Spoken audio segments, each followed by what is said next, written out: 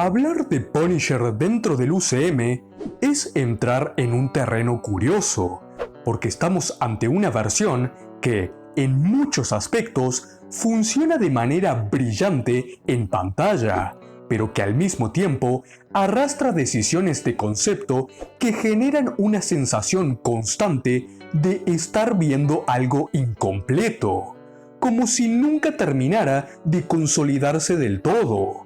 No es un problema de actuación, ni de producción, ni siquiera de tono, sino de identidad. Y ese conflicto es el que vuelve especialmente interesante analizarlo, porque no estamos ante un fracaso evidente, sino ante una adaptación que parece sabotearse a sí misma. La historia de Frank Castle comienza en su debut en la segunda temporada de Daredevil, donde se nos presenta como un ex militar respetado cuya familia fue asesinada en Central Park al quedar atrapados en un fuego cruzado entre dos mafias rivales. Hasta ahí, todo perfecto. El lore del personaje es respetado a la perfección y la temporada cerraría con Frank portando su clásica calavera, ya que su venganza contra los responsables acababa de comenzar. Una clara declaración de intenciones de que ahora tendríamos al Punisher que todos amamos. Sin embargo, cuando esperaríamos ver una versión desatada en su serie individual, quizás pecamos de cantar victoria antes de tiempo. Y es aquí donde comienzan los problemas. En apenas los primeros minutos del primer capítulo, Frank asesinaría al supuesto último mafioso involucrado en aquella tragedia del Central Park, para acto seguido retirarse. Sí, así como suena, el Punisher se retira una vez que completa su venganza personalísima, pero cuando descubre que quizás hay más balas que gastar, deberá portar el chaleco una vez más. El motivo aparece ligado a su pasado militar, donde había participado en un grupo de operaciones oscuras, y al abandonar ese entorno, él mismo sería incapaz de dejar un cabo suelto con vida. Es por eso que, orquestando un complot, el ejército y la CIA habrían forzado el enfrentamiento entre mafias que vimos al inicio, con la intención de asesinar a Frank Castle, conspiración en la que incluso su mejor amigo estaría implicado en cierto grado. Hecha esta introducción, es necesario empezar a desmenuzar los problemas de esta versión, porque aunque hay decisiones que pueden resultar interesantes desde lo emocional, también hay otras que afectan directamente al núcleo del personaje. Existen cambios que se pueden comprar, claro, como hacer que Billy Russo, en lugar de ser un mafioso, sea el mejor amigo de Frank. Esta modificación aporta una carga dramática mucho más potente al conflicto, porque transforma el enfrentamiento en una traición íntima, algo que potencia cada diálogo y cada choque entre ambos.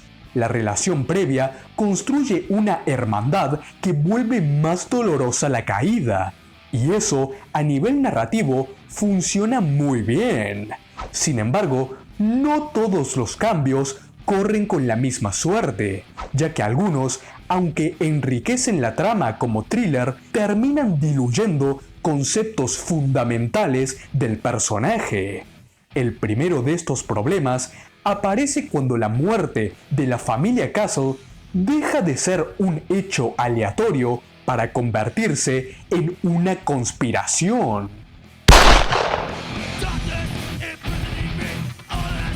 Esto no es un detalle menor, porque elimina uno de los pilares más importantes del personaje: la idea de que todo ocurrió por estar en el lugar y momento equivocados.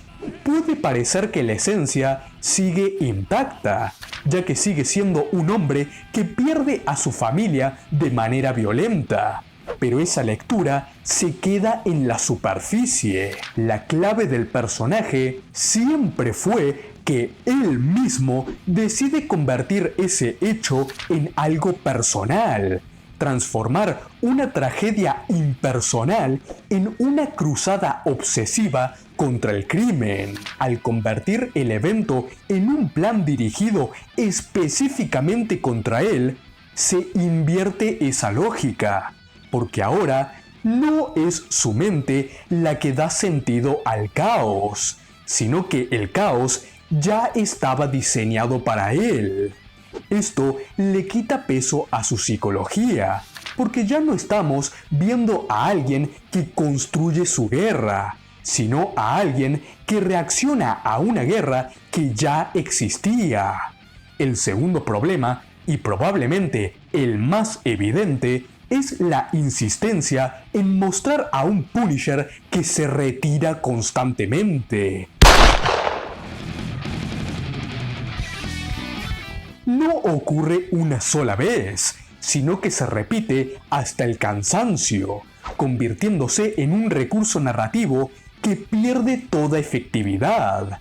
Se retira al inicio de su primera temporada, comienza retirado en la segunda, y volverá a repetirse una vez más en su presentación especial, generando una sensación de estancamiento. Cada historia parece prometer que, al final, ahora sí veremos su versión definitiva, solo para que en el siguiente proyecto lo devuelvan al mismo punto de partida una y otra vez.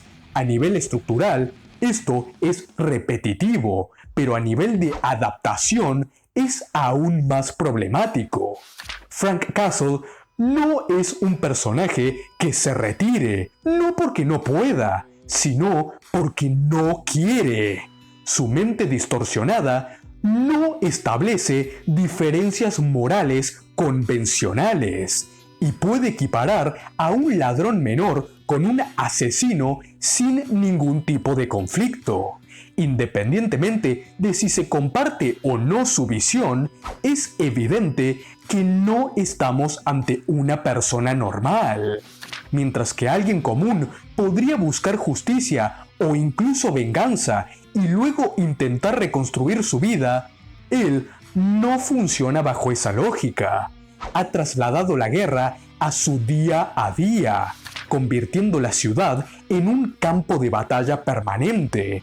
Su conflicto no tiene final y por lo tanto tampoco lo tiene su cruzada. La única manera coherente de detenerlo sería mediante la muerte, porque él no abandonaría voluntariamente algo que define su existencia. En cambio, la versión del UCM insiste en retratarlo como alguien que busca paz, pero que se ve obligado a volver a la violencia. Como si fuera una especie de Wolverine. Cuando en realidad es alguien que no necesita excusas para ejercerla. Él mismo las crea. El tercer gran problema está en su fragilidad emocional.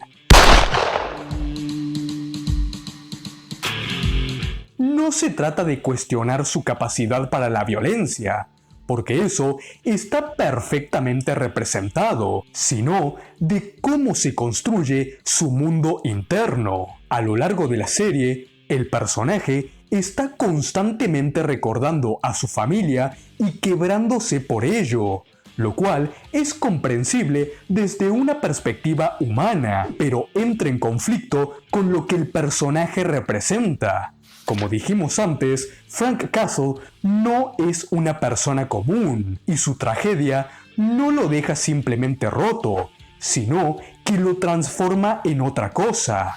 La idea central del personaje es que su identidad muere con su familia, dando paso a algo distinto, algo vacío, una figura que existe únicamente para castigar. Frank Castle is dead. Call me the Punisher. En los cómics ha tenido momentos de vulnerabilidad, Claro que sí, pero son excepcionales dentro de una trayectoria larguísima, no la norma constante. En cambio, aquí esa fragilidad se vuelve recurrente, casi sistemática, lo que reduce el impacto de esos momentos y debilita la imagen del personaje como una fuerza imparable. Los recuerdos de su familia deberían reforzar su determinación, no desmoronarlo cada pocos episodios. Esa dureza es tan esencial que incluso versiones alternativas han explorado la idea de que la tragedia no hizo más que liberar su verdadera naturaleza, como si su vida anterior fuese una contención que desaparece al perderlo todo.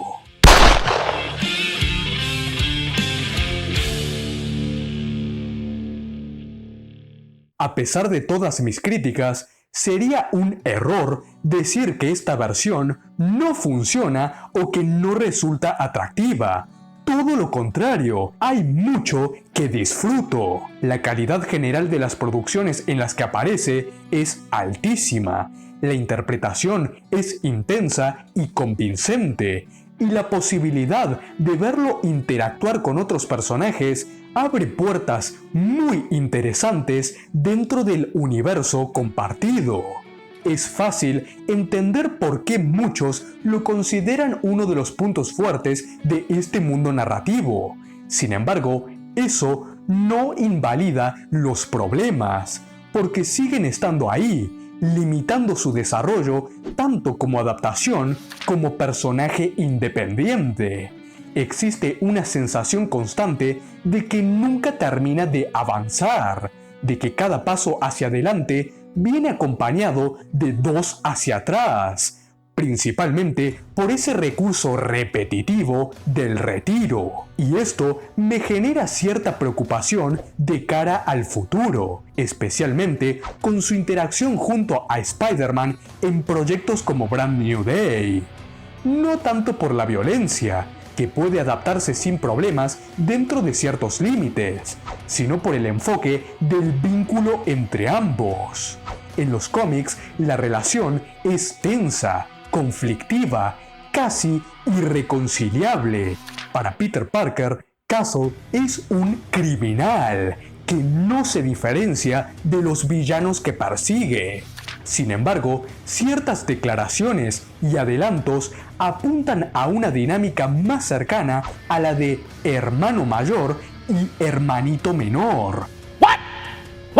Lo cual se aleja bastante de ese conflicto ideológico tan interesante. Y aunque es cierto que hablamos de fragmentos mínimos y que siempre existe la posibilidad de que la narrativa de la película sorprenda, también hay motivos para ser cautelosos, porque si hay algo que define esa relación es el desprecio y el choque de valores, no la camaradería. En conclusión, el Punisher del UCM es una versión que destaca en ejecución, pero que tropieza en concepto.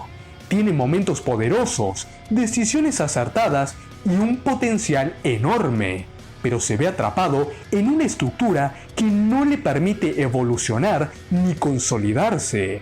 La insistencia en reiniciar su arco, la reinterpretación de su origen y la construcción emocional terminan generando una contradicción constante.